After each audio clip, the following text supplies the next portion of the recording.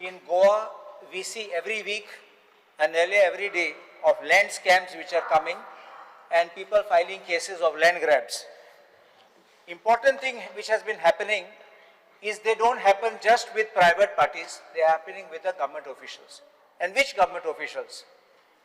They are the mamladars, the deputy collectors and the staff of these offices. There are, in my belief, there are officers who are specially being seated there to find out which properties are available, to get the land records and to start giving these land records to people so as to bring buyers and to try to sell off the land to other people.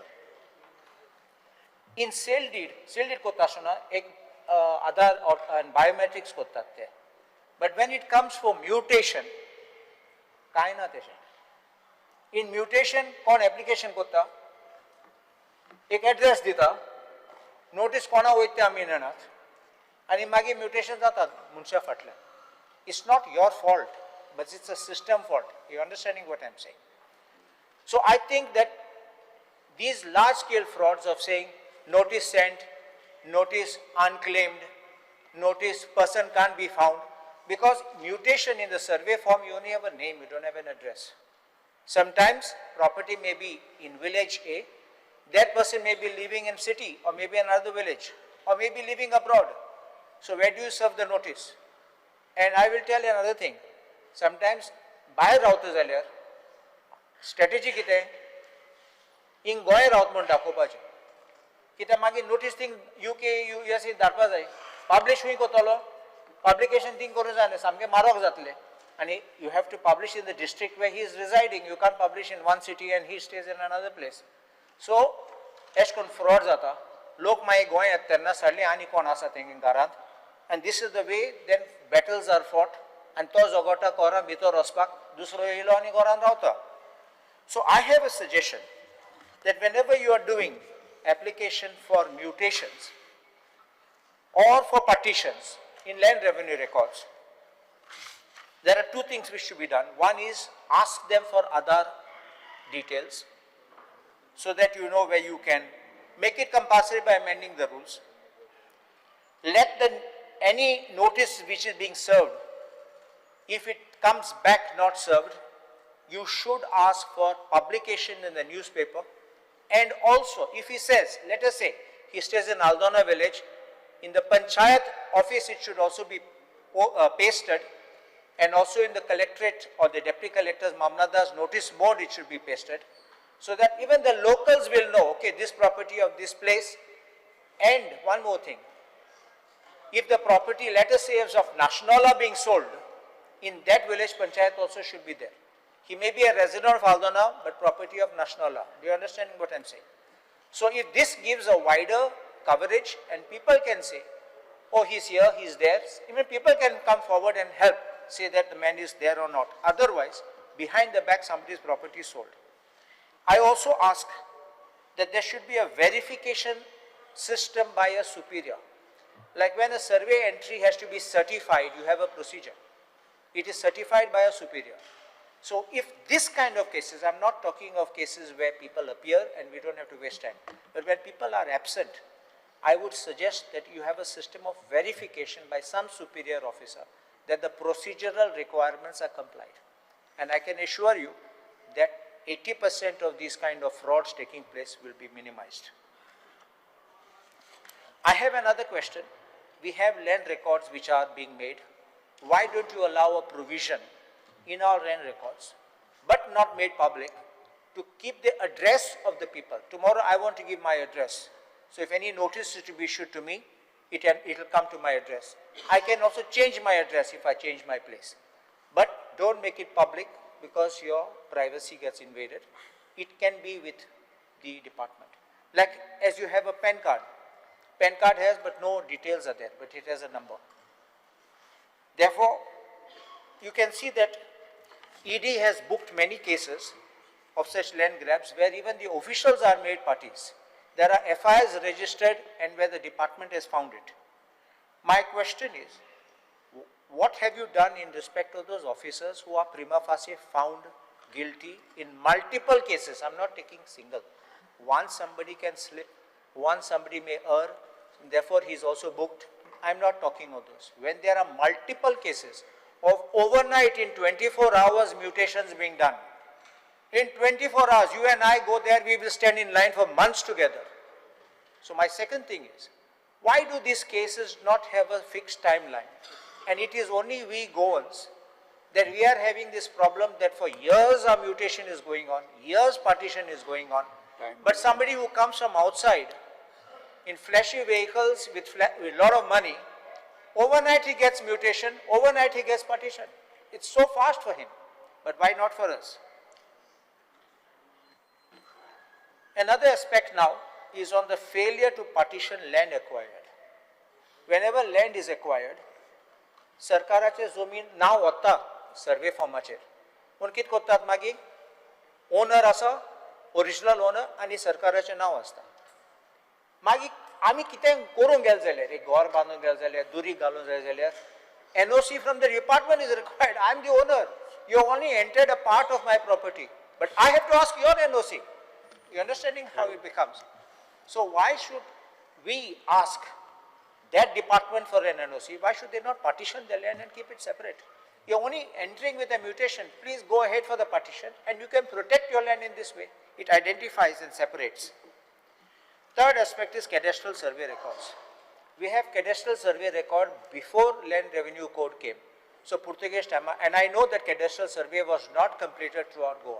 But wherever cadastral survey is available, why don't you ask the department, survey department? Many of us go to the survey department to correlate the cadastral survey with the land survey. So why don't you ask them to keep one other section which can get uploaded, that this is cadastral survey number and this is your other survey number. Today what is happening in land records, they say land not registered, not inscribed in the matris, and end up selling our properties which are otherwise registered with people's names. So if this cadastral survey can correlate and available online, I think that will be much better and control this. Alvara lands, there are two parts of it. One is lands which are granted under Decree 3602 of 1917 and Alvara grants. There is an amendment to the Land Revenue Code which has made these kind of grants occupant class 2. They are not occupant class 1. So they are occupant class 2. I think that department should update this so that you don't lose land, or these Alvara lands should not be sold without the prior consent of the collector, because that's the provision required for prior consent of collector. Otherwise, one passes to the other, and I have seen from 1953, I have seen a case which has come to me, where now people have sold it over 4 persons have passed. Genuinely, it's not no frauds. They have passed it down, but I don't see any consent of the collector except in the first one. So that is then the problem comes. Now they are trying to certify the legality of the land. That's becoming a difficulty. Now, I've already spoken about this inaction against government officers. Now I will speak about demand number 15, Collectorate North Goa. Let me say one thing, because for me here Collectorate North Goa is connected, but certain issues will be common for North and South Goa. First, as far as Collectorate North Goa, I have a word of praise for our former collector, Mamu Hage, who is no more here now, but she was very good and very efficient. Yashaswani also, who was here previously, I must commend what work she did and the speed in which she was doing. And there is now a young officer called Ankit Yadav. I think he's a present collector here. I went and met him the other day in respect with an issue which I will tell you now what it is.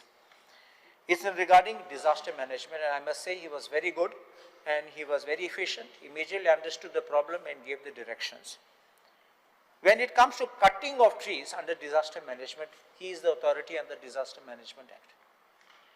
Our fire brigade department, किती म्हणता, झाड पडले जाल्यार आमी काट कोटले, झाड उबा जाल्यार आमच्यान काट करूंक जायना. But tree is leaning dangerously. पडपा आसा, लोक मोडटलो, घर मोडटले. Why should it not be cut? So when I met him, he said, yes, we are giving instructions. And that tree was cut, no problem.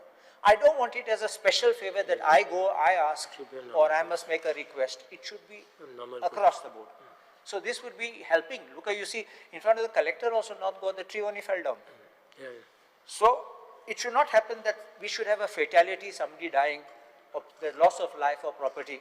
So I think if these kind of instructions can be incorporated in your disaster management scheme itself, I think it will work across the state. And this is not just, I'm talking of North Goa, that's why I said it applies to both.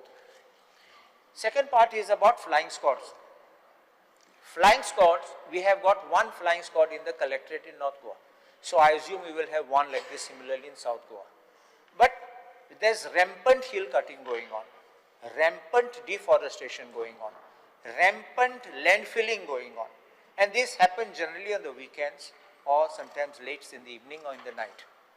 When you call up that helpline, sometimes you don't get through. I have to be calling some particular officer and then connecting and then 2-3 people and finally somebody picks up, and by the time the team can assemble and can come, that person has disappeared, vehicle also has disappeared and no one is available. They sometimes come with JCBs to do work, but everything is gone. My demand is, when these shady things happen like this, why don't you set up teams at headquarters of the talukas? Not centralize everything in Panjim. In Bardez you can have in Mapsa. I think Satari can be for Walpoi and whether they each one, taluka-wise I'm talking. Or in Bishwali you can have one. So at least immediately they can go and stop. I'm not saying, and then they can seize machinery, whatever can be done. It will be faster and more prompt. Plus they know the locality. Otherwise, you tell them it's in so-and-so Wado and of so-and-so village, they are searching where it is. By the time they reach, everybody has disappeared. Everyone is alerted also sometimes. So, we have had case of hill cutting which took place in Ikoshi. We had case, now you can see Asagaon is being done. The people of Ikoshi had to go to the court to stop this work which was being done by someone very high and mighty. And everything was being done in shady manners. So I believe that these flying squads, if they are available at the taluka headquarters, and also a system for tracking the receipt of the calls. Because it should not be that call number 1, 2, 3 were skipped, but call number 4 was attended. Because we don't know why and how, and for what reason 1, 2, 3 may have been skipped. So you're understanding what I'm saying. So you have a system where you keep logs of all these type of demands. In revenue department, demand number 33, I will only ask that the conversion sanad should not be delayed, because a delay in anything, whether it's conversion sanad or any license and all of us to be issued, leads to corruption. Delay also causes another pain to the applicant. What is the kind of pain which is there? New rate which comes in, comes effective, and that person has to pay the new rate. It's not the date of your application, but the date when it's granted. So finally what happens is, who has to bear the cost is the applicant. If the delay is by these officers who are supposed to be due, I would feel these officers should pay that difference. Let them pay and know what it costs. Otherwise, people will be standing there in line paying bribe and trying to get things fast. And you will not know anything about it. At the low level, they will do all these frauds they will do, and these criminals will get away enriching themselves. So I believe that these type of things should be, and when you say that they will be responsible, I can assure you they will expedite every application. Next is about Communidade lands being sold fraudulently. I had shown you about lands in Asagaon last time. There's also lands in Anjuna which people have brought to my notice. Same group of people. It's not, I can understand one case, another case, but there's a gang, I would say, of people who are specializing in grabbing lands of the Communidades by first claiming that they are tenants of the land, then doing settlements with the Communidade. And I'm sure Honorable Minister is aware, the recent Supreme Court judgment which dismissed the claim for doing the 60-40 of the TV Communidade, which according to my view is a fraud. If you are a tenant, you are a tenant, nothing more. And you should enjoy as a tenant. And the law has given you the protection, you enjoy it as a tenant. How do you make a claim? You enter your name first, That means your name entry itself must have been fraudulent. Then you go to work out a settlement, who eats what in the process, and the builder comes and takes your land and takes his land, and you say, okay, both will enjoy it freehold. How can it be? It can't be this way. And then you say, no, but we are going to get some revenue for the Communidade. No. If the law says the tenant has to be protected, we'll protect the tenant. But you can't allow this kind of frauds to take place. They are also doing one more thing, as I mentioned last time. It was during archives time, but it is also relevant for revenue. They are bringing documents of 1951 and 52 which don't exist. And they are showing that some order was given by the governor in respect of this Communidade, or in that period, because pages of books of that from archives are missing. And they are fabricating this kind of records and showing. What I would ask, Honorable Minister, is that put a note of caution. I know that when you decide in an adjudicatory matter, you cannot impose directions then, but put a note of caution that when any claims are being made with these documents in the background, to please have them checked. Regularization of unauthorized constructions. Honorable Speaker, you will remember when Manohar Parrikar was there as the Chief Minister, he had brought a law in 2001 to regularize land on encroachments on Communidade lands. Article 372A he had brought. The process started, and I don't know for what reason the process stopped. I think if you had finished the process and given relief, lots of people today would have been in a happy situation. They are having a lot of problem because you first collected the application, you got the documentation, you collected the fee. Only maybe a handful of, I think maybe less than 10 who got regularized. Two or three. Two, that's what I was thinking, it was 2 or 3. Got regularized and nothing more. Why did it happen? Why could it not go ahead? There were some Communidades willing to come and say, yes, we are ready to, we'll take this much fee and we'll do it. But I don't know why, what happened and why the entire system stopped. I know that there was two views are possible on it, but if the Communidade is ready and willing, why don't you? We are coming up with an amendment. You are coming with that amendment. See, otherwise what happens, you all came out with a 2016 Regularization Act, Unauthorized Regulation Act. You all had... 2014. 2014. 16 it was, yeah. Act. But from 2014 is the date. And in that, you all had 8,000 applications, 8,300 to be precise, which you charged 10,000 rupees, which means the government made 8 crores 30 lakhs. And I don't believe any good number were regularized. No, many were regularized. How many? And it's still going on. So they should have been finished. You would have removed them off the burden from these irregular or illegal houses. I think they should not stop and you should expedite and finish it. People's tension, everything over. Imagine one generation, somebody dies, the next generation, number of children increase and then the fights happen. So we are going to open the window system, window also for that. Just proceed extension. So that to dispose. There are most people you will find even their own houses, in their own plots of land, they would have done some irregularity, maybe not got permission, just go ahead. Why the headache of town planning and this and that? Just regularize, collect the fee and finish it. I think it will be over. We have a lot of land in my constituency from Mapsa, which is in Shetewada, Pede, and also in Akoi near the forest checkpost. Then we have Bastora, Nashnola, Aldona, Sainagar and Ramtola, which have got Communidade settlements on Communidade land, huge ones. And then you are going to come now with, because of this High Court order and do it. So I want a proper legislation, not a legislation just to keep them like again, collect their data, collect their fee, and finally after this ZP election and our assembly election, they'll go for demolition. It should not happen that. Nothing to do with elections, sir, but we are coming with an amendment next week. No, I'm not saying you're bringing the law because of election. You're bringing... No, not because of election. We need to genuinely regularize their houses. Because I believe we don't have any right as far as the Communidade is concerned. Yes. It is Communidade actually who has got to manage their own property. Enable it. Yeah. Enable. Yeah, we are doing it. When the legislation comes, then after we can... Yesterday you have brought only a law... That is for one. For government property. For government, but we are coming up with Communidade. That's what I did. Yes.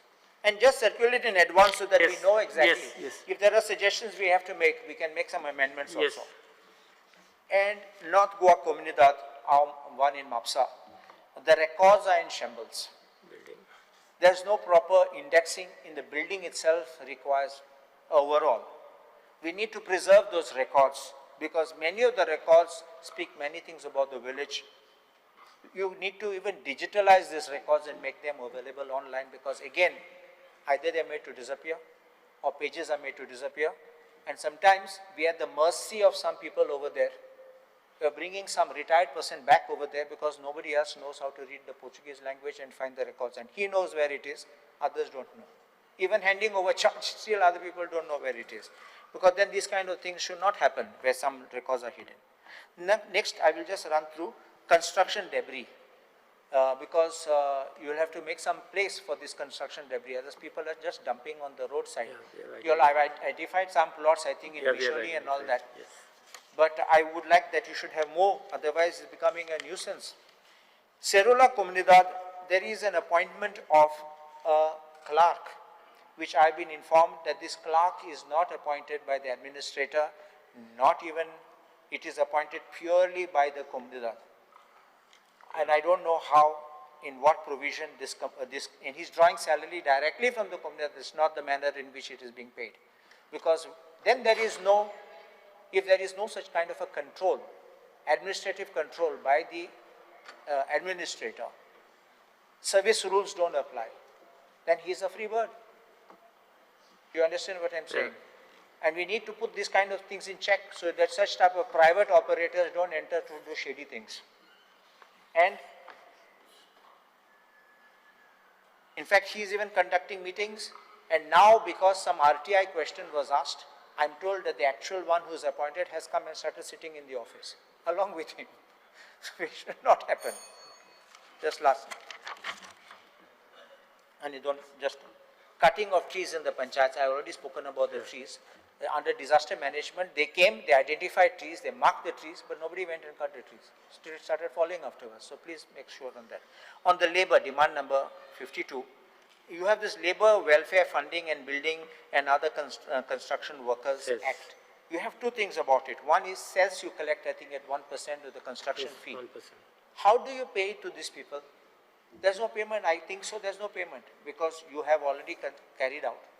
But those workers who come, like those Goanies and all who come, they go away. They are sometimes seasonal. They come, they go. So whom do you give this money? There are certain schemes. I'll explain. Yes. And compliance of labor laws. Yes. It's not just in industries, but also in shops and establishments. You need to see that there's due compliance because proper provisions for the workers, proper resting room, resting time. So these things. And in employment, I made one suggestion last time, but I didn't get an answer specifically about that notification qua private establishments under the Employment Exchange Bill. Because there is nothing, no pain to the government, there is no financial implication. You only notify them to notify you at the Employment Exchange about the jobs which they have. Yeah. Because your amendment relating to the job fairs is still awaiting presidential assent. A statement was made, we fined some people. We fined.